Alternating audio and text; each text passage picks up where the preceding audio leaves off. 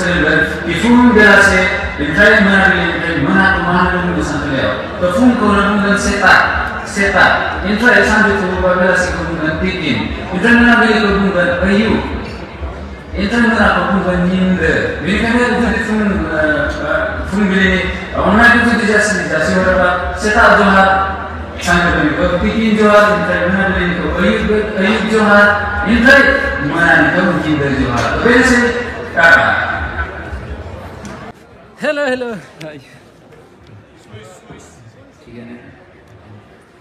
hello hello hello सानजौफुनि गाहाम हामलायनाय अननाय आरो सिबिनायखौ नोंथां बयनिसिमबो जासिहरनाय जाबाय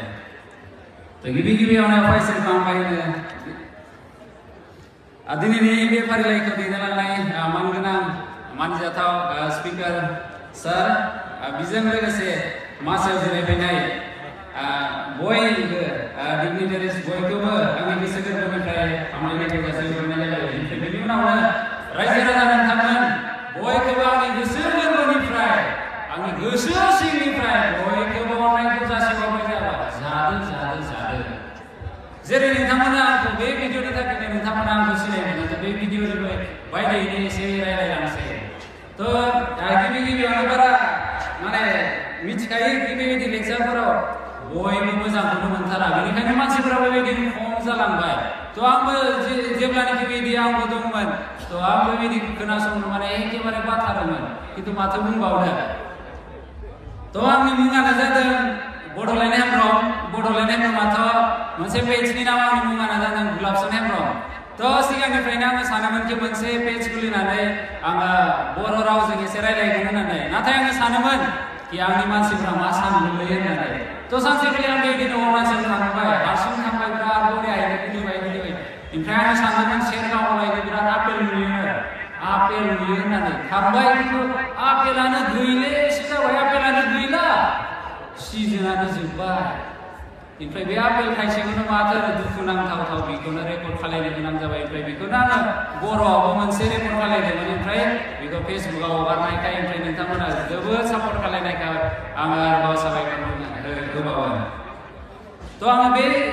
बर' रावखौ आङो स्कुलावनो सोलोंदोंमोन उदालगुरि जिल्लानि सिङाव थानाय डायमन्ड स्कुलाव थ' बेयावनो आङो 12 बोसोर नार्सारिनिफ्राय क्लास 10 सिम थादों थ' बेयावनो आङो सोलोंदों ओमफ्राय नोंथांमोना मिथियो बांसिन उदालगुरियाव एसे सानजारि नालाय थ' बेयावनो आङो सानजारि सोलोंदोंमोन बे सानजारियानो आंनि गुदि होननानै बुंजायो आरो थ' बेनिखायनो आङो जेब्ला माने उदालगुरिनिफ्राय आङो तेजपुर थांदोंमोन तेजपुराव सासे लोगो मोनो जनायनि थ' बे आंखौ बुङोमोन बिराद एदावोमोन आरो मा हायनाय मा जानायनि बेलाय आङो बुङोमोन ओइ बेयावहाय होनना बुङो मा हायनाय बिराद आंखौ जावोमोन आरो बियो ओमफ्राय बेनो आंखौ बिराद फोरोंबाय एसे बिनि उनाव माने हाई सेकेन्डारि ग्रेजुवेसनखौ तेजपुराव फरायनायनि उनाव आङो क'क्राझार थांबाय ओमफ्राय क'क्राझाराव एसे बेयावबो माने रायलायनाया बेयावबो एसे मडिफाइ जाबाय आरोना थ' मडिफाइखौ दायो आङो बर' रायलायनाया दायो एसे मिक्सारसो आरोना उदालगुरिनिजों रायलायबा उदालगुरिनि बायदि माने आंबो खायफा बुस्थुफोरखौ बिराद मोजां मोनो आङो दोङोखौबो आङो बिराद मोजां मोनो आरो गोथाव मोनलायलायो अमा बेदर बायदि ओमफ्राय बेनिखायनो आङो क'क्राझाराव थांबा क'क्राझार बायदि रायलायसै आरो बेबायदि थ' आङो एसे गावनि कन्ट्रिबिउसन बोरै जाया बर' रावखौ सोलोंनानै थ' बेखौनो आं बुंनो नाजायो आङो क'क्राझारावबो 4 बोसोरसो आङो आर'नाइ कलेजाव फोरोंदोंमोन थ' बेयाव मा जादोंमोन बांसिन स्टुडेन्टसानो बर' मिडियामनिफ्राय फैनाय थ' बर' मिडियाम जेथिया ग्रेजुवेसनाव इंलिसाव जायो नालाय थ' बिराद माने खोथाफोर बायदि दं कि बिसोरो माने बुजिनो मोना थ' बांसिनानो माने मालाबाथ' बेबायदिनो जायो बबे मोनसे सेमिस्टाराव गासैबो बर' मिडियामनिफ्राय फैनाय थ' बेयावनो मा इंलिसजों फोरोंनाय लोगोसे बर'आवनो बिराद मोजाङैनो दानस्लायनानै खोन्थायोमोन थ' दाबो बे स्टुडेन्टसफोरा आंखौ फन खालायनानै सोंहरो सार बोरै दं बोरै गैया होननानै दाबो बे बिराद मोजां सोमोन्दो दं ओमफ्राय बेजों लोगोसेबो दायो आङो मावगासिनो मोनसे स्कुलाव थ' बे स्कुलावबो जेथिया बड' पिरियडआ मालाबा जेनेबा मेडाम सारमोन जुदि एबसेन्ट जायोबा बे बड' क्लासाव थाङो आंबो गथ'फोरखौ बिराद मोजां मोनो नालाय थ' बेयाव थांनानै मा खालामो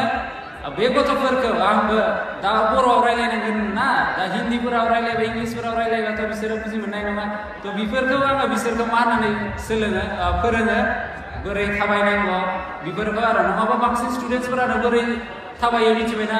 स्कुलाव थाङो चिक चिक चिक चिक चिक चिक एखेबारे थ' बेखौ आङो आंनि स्कुलावनो सोलोंनाय नालाय थ' बेखौनो आङो स्टुडेन्टसफोरखौ बेफोरखौ फोरोंगासिनो ओमफ्राय बांसिन माथो बुंबावनो ओमफ्राय जोबनायावनो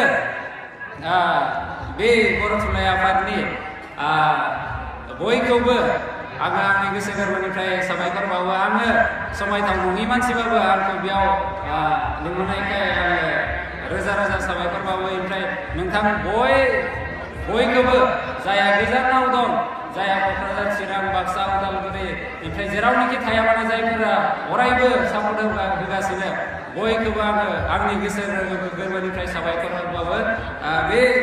बेजोंनो आंनि बे सुंद' बिबुंथिखौ बेयावनो दोनथ'बाय गोजोनथोंसै